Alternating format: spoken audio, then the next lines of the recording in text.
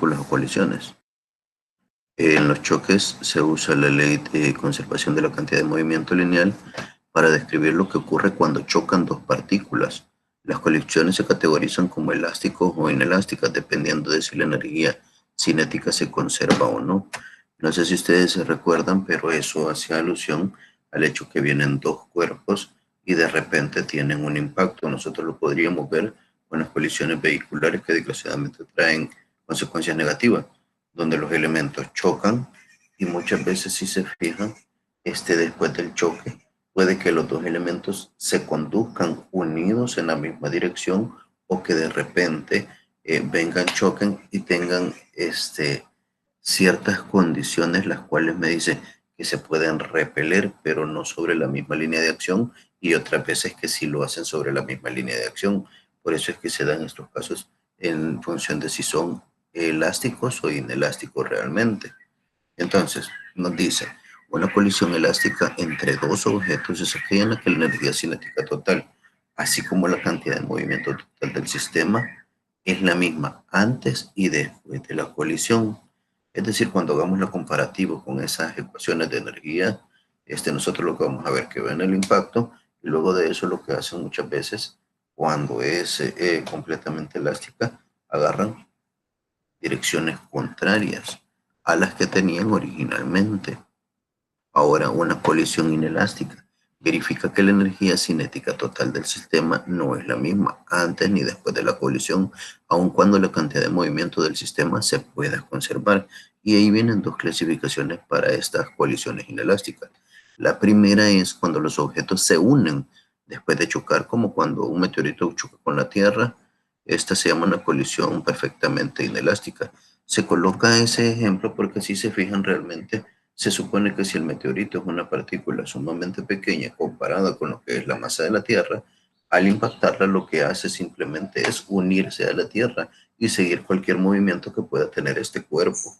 Ahora bien, si lo viéramos desde otra perspectiva, ustedes pueden ver en esos ejemplos que tienen que ver con choques de vehículos, donde de repente vienen dos vehículos, uno se desvía, golpea al otro, y lo que sucede es que quedan unidos porque alguna pieza de metal de repente se incrustó en el otro elemento, entonces el que tenga mayor fuerza es el que tiende a arrastrar. Ese sería el primer caso, si se fijan, de lo que es la parte de una colisión perfectamente inelástica. Ahora viene el segundo caso, cuando los objetos en colisión no se unen, sino que se pierde parte de la energía cinética y se transforma o se transfiere, como en el caso de una bola de hule que choca contra la pared, con una superficie dura. La colisión se llama inelástica, es decir, sin el adverbio modificador aquel que decía perfectamente inelástica. Porque si se fijan, como que nosotros agarrásemos una pelota de goma o lo que eran una de tenis y la tiramos contra la pared, lo que sucede es que choca contra la pared, la pelota tiende a deformarse un poco y toma cualquier otra dirección. Entonces, no se une a este elemento, pero las trayectorias después del impacto pueden ser inciertas también. Puede suceder, por ponerles el caso, con lo que es una pared, pero pueden haber otros elementos con los cuales pudiera darse esto.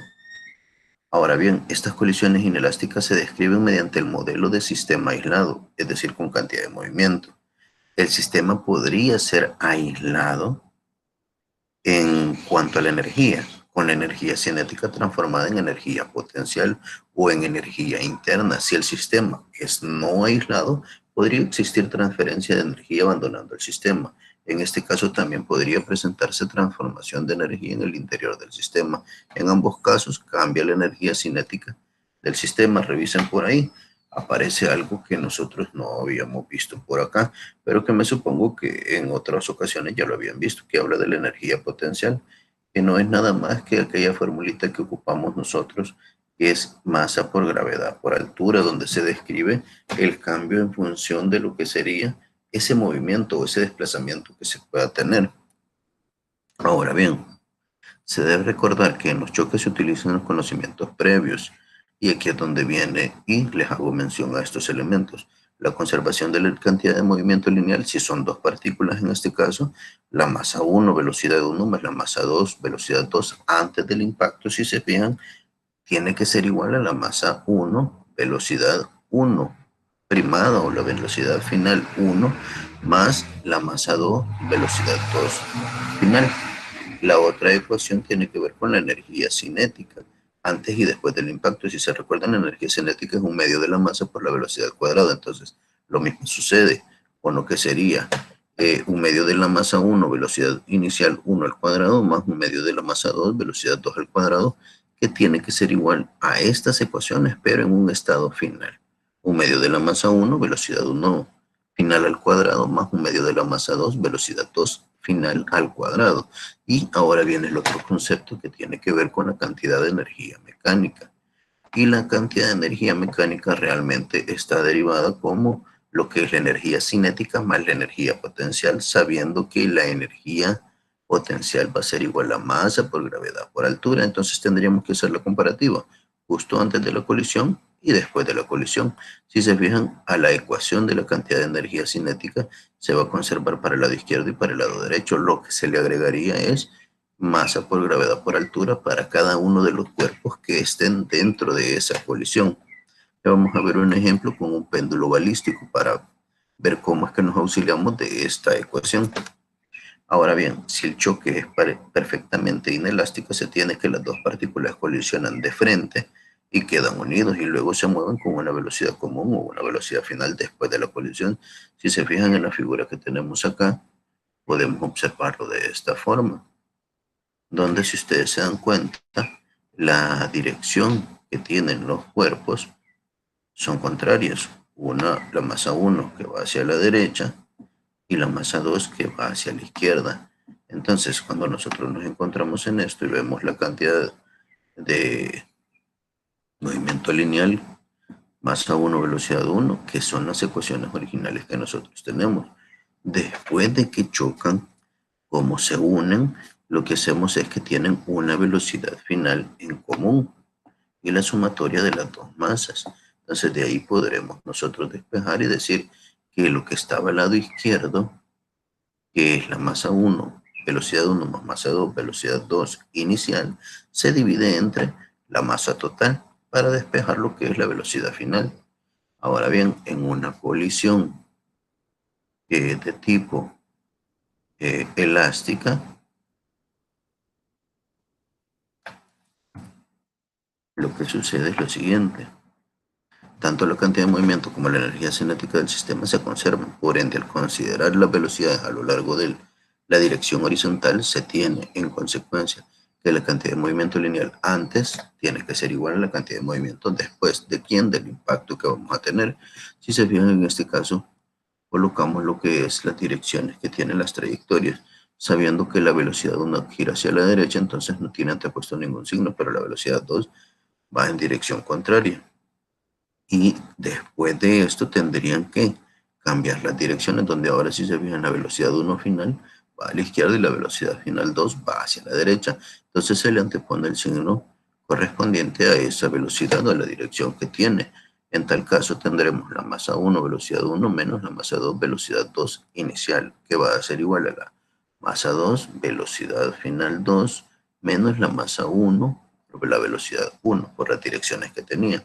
Entonces podemos ver la relación de relatividad en cuanto a las velocidades, donde podríamos ver nosotros que la velocidad inicial de 1 menos la velocidad inicial de 2 es igual al negativo de su velocidad relativa después de la colisión, es decir, le anteponemos un signo menos a la velocidad 1 final menos la velocidad 2 final, quedando esta ecuación. Esto en una colisión elástica frontal en una dirección. Esta ecuación solo puede usarse en una situación muy específica, en una colisión elástica unidimensional entre dos objetos, es decir, unidimensional me quiere decir que solamente están utilizando un eje. Puede ser solo el eje X o puede ser solamente el eje Y en el cual ellos se encuentran, sin tomar en consideración los dos ejes a la vez. Este concepto general es la conservación de la cantidad de movimiento y la conservación de la energía cinética. Si la colisión es elástica para un sistema aislado. Ahora bien, vamos a ver los ejemplos que continúan. El primero me dice, a un automóvil de 1800 kilogramos detenido en un semáforo, lo golpea en la parte trasera un automóvil, si se fijan, de masa menor, que es 900 kilogramos. Entonces, los dos autos quedan unidos y se mueven a lo largo de la misma trayectoria que la del automóvil en movimiento. Si el auto más pequeño se movía a 20 metros sobre segundo antes de la colisión, ¿cuál es la velocidad de los dos automóviles unidos después de la colisión? Entonces, si se fijan, como me dice que van unidos, reviso los casos que tenemos acá y estaríamos ante este que tenemos acá, ¿ve? Donde, si ustedes se dan cuenta, como quedan unidos, las masas se deben de sumar al final. Entonces, en este caso vemos nosotros y consideramos lo que sucedía. Si se fijan, el automóvil de 1800 kilogramos estaba detenido, mientras que el de 900 kilogramos, que es un vehículo más pequeño, es el que venía en desplazamiento. Entonces, colocamos lo que es las ecuaciones y verificamos que, como se hace en un solo cuerpo, la velocidad 1 final es igual a la velocidad 2 final, y para sintetizar esto, lo colocamos como velocidad final para este caso. Entonces tendría acá, si sustituyo yo, voy a tener que el cuerpo más pequeño venía en movimiento, pero el otro cuerpo estaba de forma estática, es decir, no tenía velocidad. Entonces ese término desaparecería de la ecuación, quedándome la masa 1, velocidad 1, entre lo que sería, como decíamos, que la velocidad final era la misma, y sumábamos las masas, quedaría entonces masa 1, velocidad 1, entre la sumatoria de las masas al haberse convertido en un solo cuerpo. Ahora bien, se introduce en lo que es la ecuación, y si revisan ustedes, nos quedan los 900 kilogramos por los 20 metros sobre segundos que traía antes de la colisión, entre los 900 más los 1800 kilogramos que se tenían. Se simplifican lo que son las unidades de kilogramos, si ustedes se fijan acá, y nos van a quedar simplemente unidades de metros sobre segundos, dándome un valor de 6.67 metros sobre segundos. En el segundo caso que tenemos acá, nos dice el siguiente ejercicio. Este sería un ejercicio, si se fijan, ya bidimensional. ¿Por qué? Porque voy a utilizar tanto el eje X como en el eje Y. En el otro solamente estaba utilizando un eje para hacer la referencia. Ahora bien, me dice que una bola de billar A se mueve con rapidez de 3 metros sobre segundo en la dirección X y golpea una bola B que tiene la misma masa e inicialmente está en reposo. Se observa entonces que las bolas se mueven a 45 grados respecto del eje X. La bola A por arriba del eje X y la bola B por debajo después del impacto. Esto nos dice que teta prima de A va a ser de 45 y teta primado de B, o el ángulo después del golpe, es de menos 45 grados desde B, midiéndolo desde el eje X. Entonces nos pregunta cuáles serán las rapideces de la bola después de esa colisión. Entonces, revisemos nosotros. Si se recuerdan, aquí me dan a mí unos ángulos que son, uno que es negativo porque dice que lo mide en sentido horario. Es esto que sucede en la parte de abajo. Pero nosotros vimos que para no tender a cruzar lo que serían conceptos de vectores, hacemos una cosa, o consideramos lo que es la dirección del vector o de las componentes del vector, o consideramos lo que es el ángulo para que nos regale lo que son los signos que tendría las trayectorias. Si yo utilizo, como siempre, si se fijan, yo lo que hago es utilizar la parte de los vectores, las componentes vectoriales, porque es mucho más sencillo para no confundirse. Entonces, si ese es el caso, si veo en A, tendría una componente horizontal que se mueve hacia la derecha y una componente vertical que se mueve hacia arriba. Si veo en la bola B, voy a tener una componente horizontal que ha de desplazar hacia la derecha, es decir, que la componente en X de la bola B es positiva, pero la componente en Y se va a desplazar hacia abajo. Por lo tanto, puedo verificar directamente que en la bola B tiene una componente negativa que va a ser ese apartado de la componente en Y.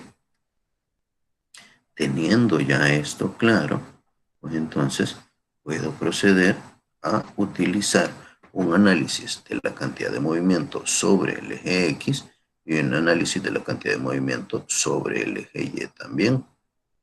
Entonces, si se fijan, voy a tener una velocidad de A en X primada, que no tendría que ir acá, porque, bueno, sobre el horizontal lo voy a hacer acá, porque lo coloqué. Bueno, voy a dejar esto aquí. Bueno, una velocidad primada en Y, o después de la colisión positiva, y acá, voy a sacarlo para acá para poderlo escribir. Una velocidad A primada en X. Cuesta un poquito escribir con esto.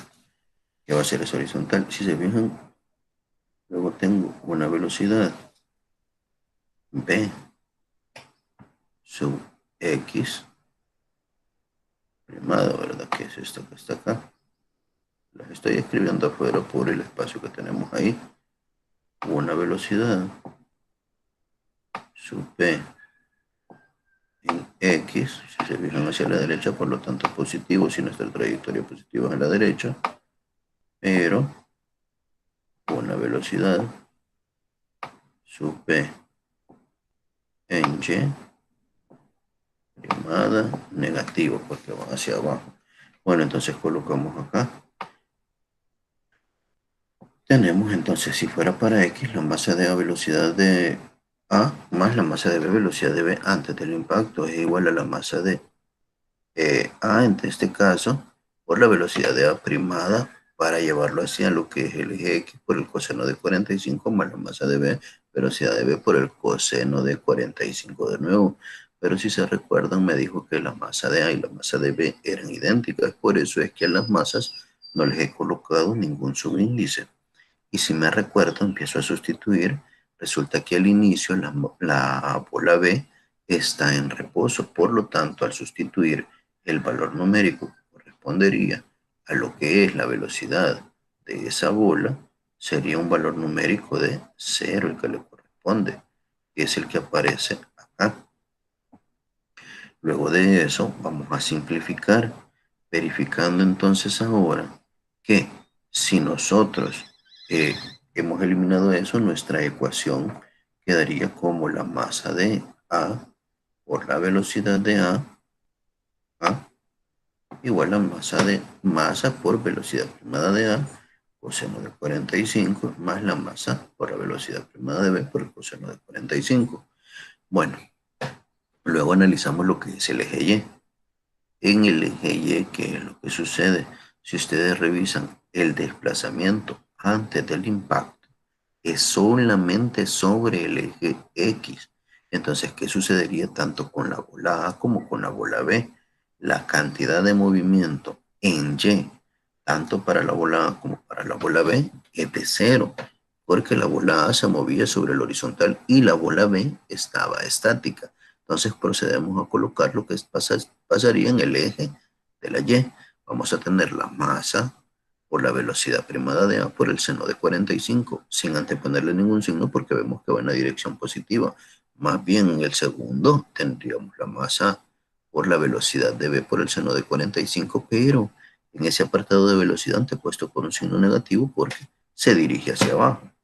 Ahora bien, para analizar esto entonces, y para encontrar el valor numérico que me piden, vamos a ver qué es lo que sucede. Si agarro la primera ecuación, que es el análisis en X, voy a ver, perdón, el análisis en Y, voy a verificar que como están igualadas a 0 y las masas son idénticas, empezamos a despejar que en la parte de B teníamos un signo negativo, al pasarlo al lado izquierdo nos queda como positivo y verificamos que las masas tienen misma magnitud. Entonces despejamos. Para el primer caso despejo yo lo que estaría al lado izquierdo, que es la velocidad primada de B.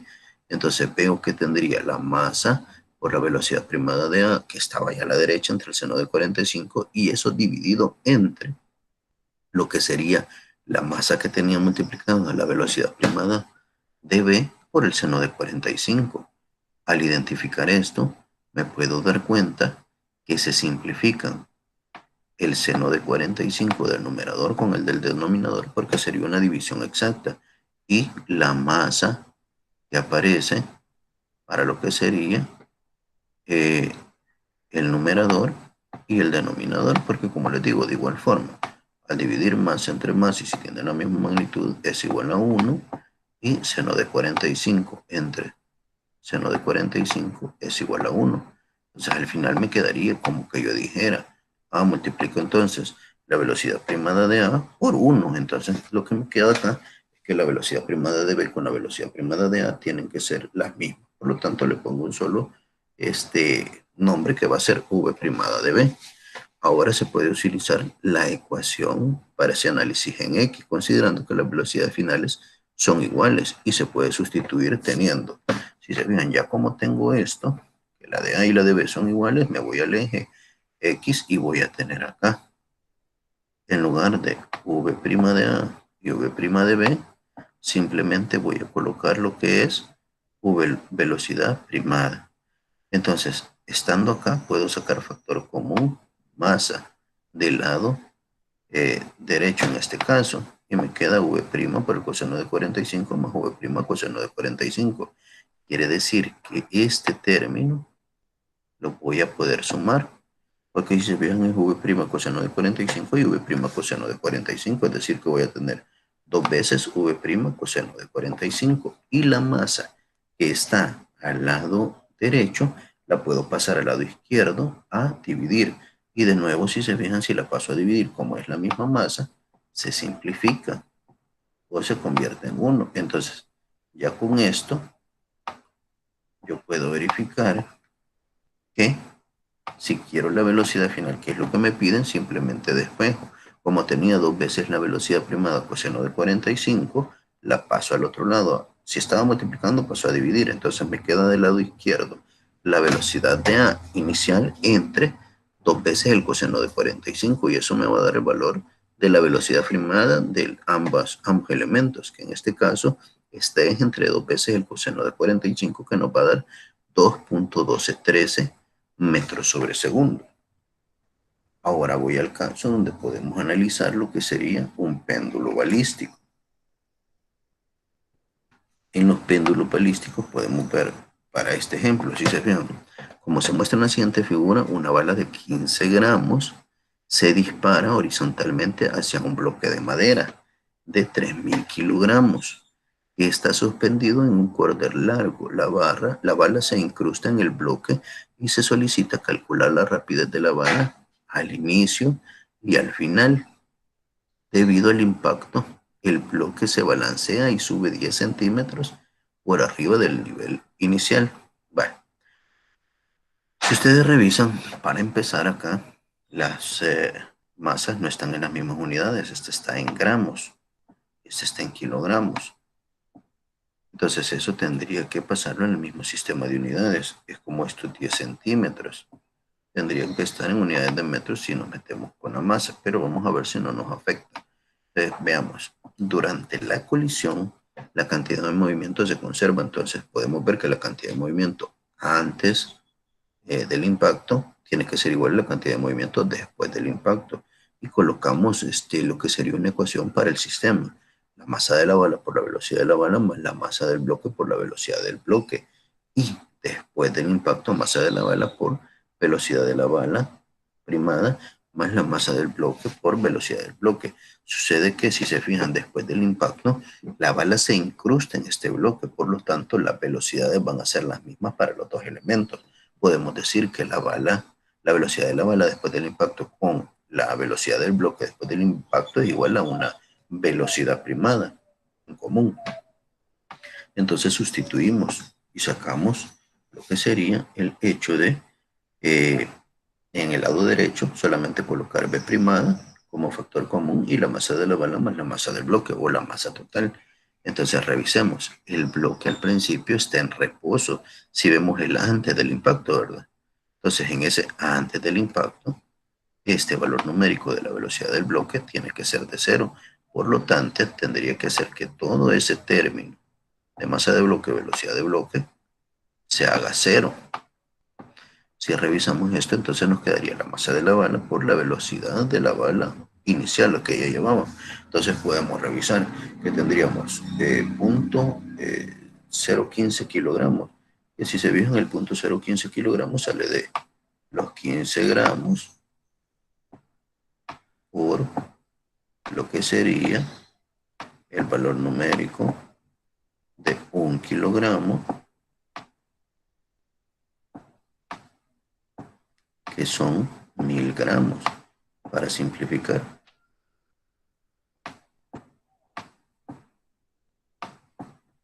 De ahí es donde sale ese 0,015. Ya, simplificamos las unidades de gramos y nos van a quedar simplemente kilogramos, o 15 entre 1000. Entonces, si se fijan, me quedaría el lado izquierdo, lo que sería 0,015 kilogramos por la velocidad, igual a, como en este caso, si se fijan, va a ser 0,015 más 3000. Entonces, 3000, 0,015 kilogramos por esa velocidad final en común que teníamos. Ahora bien, quiere decir que aquí genero una ecuación con lo que sí se fija en la cantidad de movimiento antes del impacto y después del impacto. Ahora bien, voy a considerar lo que es la parte de la cantidad de energía mecánica. Entonces, para esto tiene que haber una conservación antes y después del impacto. Y colocamos, si se recuerdan, por acá arriba, al principio se los había colocado, donde les decía que iba a ser la energía cinética más la energía potencial, sabiendo que la energía potencial es masa por gravedad por altura. Entonces, si retomo eso y me vengo para acá, vamos a tener lo siguiente. Para elevar un objeto de masa m hasta una altura h se requiere una cantidad de trabajo igual a masa por gravedad por altura. Entonces, el cambio de energía potencial gravitacional O estaría determinado por esa ecuación. Entonces, se obtiene cuando un objeto se mueve a una altura de el y sub 1 a y sub 2 o h1 a h2. Entonces, se tiene que es igual al trabajo hecho por la fuerza externa neta necesaria para lograr esto sin aceleración, donde se puede verificar que, y tenemos acá las ecuaciones. Este valor de y sub 2 y y sub 1 lo pueden utilizar ustedes con h también. Entonces, colocamos ya la ecuación acá. Si vamos y elegimos como nivel de referencia lo que sería cuando está acá abajo sin haberse levantado, si se fijan, H1 va a ser igual a 0. Si sustituimos ya en la ecuación como era K más U, entonces tendría un medio de la masa de la bala más la masa del bloque por esa velocidad primada al cuadrado, más lo que sería la masa de la bala más la masa del bloque por la gravedad por la altura en el nivel de referencia donde inicia del impacto, que es de 0. Y luego vemos lo que es el desplazamiento que va a tener, donde va a ser un medio, de la masa de la bala, la masa del bloque por la velocidad que tendría en esa altura. Que si se fijan ustedes, cuando viene y lo retomo, porque tiene el elemento en una posición, en un balancín, como una cuerda. Entonces, ¿qué es lo que sucede? Es como que yo tuviera esto. Al tener esto y yo golpearlo, le doy una velocidad, pero llega un punto en que le doy un desplazamiento, llega a una altura máxima y en ese punto se detiene. ¿Por qué? Porque va a cambiar de trayectoria y se va a regresar y empieza a hacer este balanceo. Entonces, lo que se analiza es el momento en el que lo impacta y lo hace que se desplace. Y el punto máximo hasta el cual puede llegar, que si se fijaron en esta ocasión, me decían que eran 10 centímetros. Entonces, proseguimos por acá. Entonces, revisamos nosotros. Para esto ya sabemos que antes de que lo impacte trae una velocidad final que no la conocemos, pero la velocidad inicial según el nivel de referencia, como esto es de 0, se va a simplificar todo este término, que es lo que sucede acá, ¿ve? ¿Ya? De ahí proviene esto. Luego vemos que después del impacto, la altura máxima que va a tener va a ser de 10 centímetros, pero les decía yo, cuando lo golpea y lo levanta hasta los 10 centímetros, que es el punto máximo, tiene que regresar. Entonces, en ese punto específico, la velocidad se nos hace 0, que es lo que sucede por acá. Entonces, todo este gran término se tiene que convertir en cero, ¿verdad? ¿Qué es lo que sucede con esto que aparece acá? Miren, ¿ya? Ahí es donde aparecen esos valores numéricos de cero. Ahora, si revisamos el segundo término, que era la unión de las masas por la gravedad, por la altura, es el que yo voy a utilizar, ¿ya? Y si se fijan, tengo esa ecuación, pero la altura, como voy a ocupar la gravedad, y la gravedad son 9.8 metros sobre segundo cuadrado, voy a necesitar que esta altura de 10 centímetros esté en metros para hacer el cálculo. Bueno, simplificamos lo que se puede simplificar acá, y si se fijan en este caso, sería que las masas de la bala más la masa del bloque es la misma, tanto al lado izquierdo como al lado derecho, por lo tanto podemos simplificarlo, porque si pasara esta masa por velocidad al otro lado, al lado izquierdo, se hace una división y se simplifican al igual que en los otros casos. Entonces nos quedaría un medio de la velocidad primada o la velocidad final al cuadrado va a ser igual a la gravedad por la altura de 10 centímetros.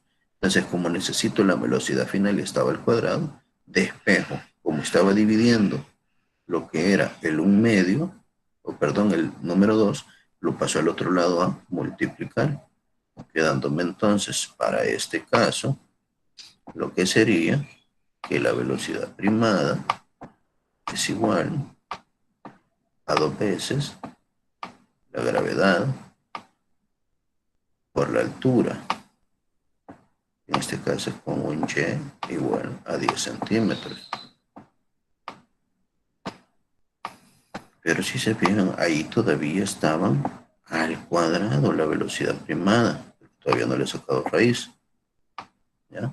Entonces, para poder quitar esto, lo que hacemos es que le sacamos raíz cuadrada a los dos lados y nos queda así. Velocidad primada es igual a la raíz cuadrada de 2 veces la gravedad por la altura de 10 centímetros.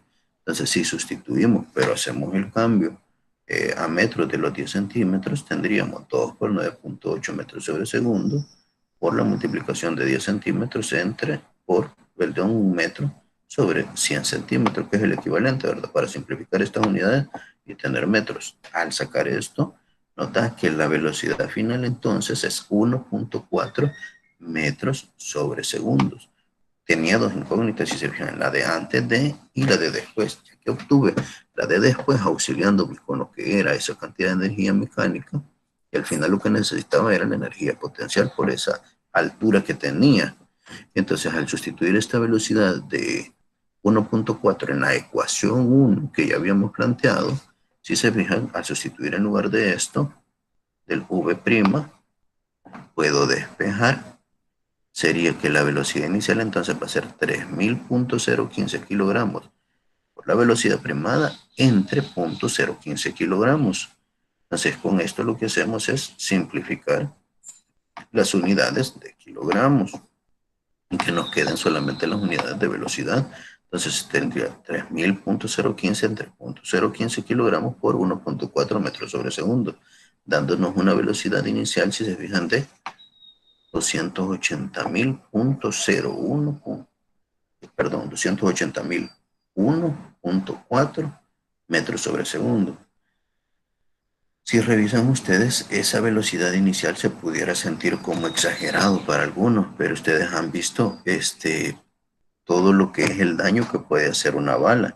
Entonces estamos hablando realmente de una bala que se dispara hacia un pequeño trozo que está unido a una cuerda. Por lo tanto, es lógico que esa velocidad sea tan grande. ¿Y por qué es que causa tanto daño una bala cuando se le dispara a alguien o a un cuerpo que es inclusive un poco más blando? Porque si se fijan, esa velocidad que lleva es bastante grande porque el cuerpo es pequeño. Por lo tanto, el daño que puede causar va a ser bastante grande. Muchas veces puede inclusive deformarse en el cuerpo al cual eh, golpea. Puede otras veces atravesar el cuerpo. Como en este caso, si se fijan, se incrusta en el cuerpo, pero no lo traspasa. Pero verificamos que esa velocidad es sumamente grande. Bueno, al terminar con este ejercicio, revisamos por acá que les he puesto una sección de ejercicios que serían, si agarramos la física de Serway, del 9.4, sección 9.4, sección 9.5, del ejercicio 22 hasta lo que sería el ejercicio 44. Y si los ejercicios están en función de variables, como por decirles v es igual a, y hacemos un despeje o hay que hacer una, un procedimiento de despeje con fórmulas para llegar a otra ecuación donde no le sustituye valores numéricos, pues a esos ejercicios por el momento no los estén desarrollando. Quédense nada más con los que tengan valores numéricos para que ustedes puedan constatar. ¿Ya? Bueno, creo que voy a detener la grabación hasta acá y luego vamos a pasar a lo que es el apartado de preguntas y respuestas.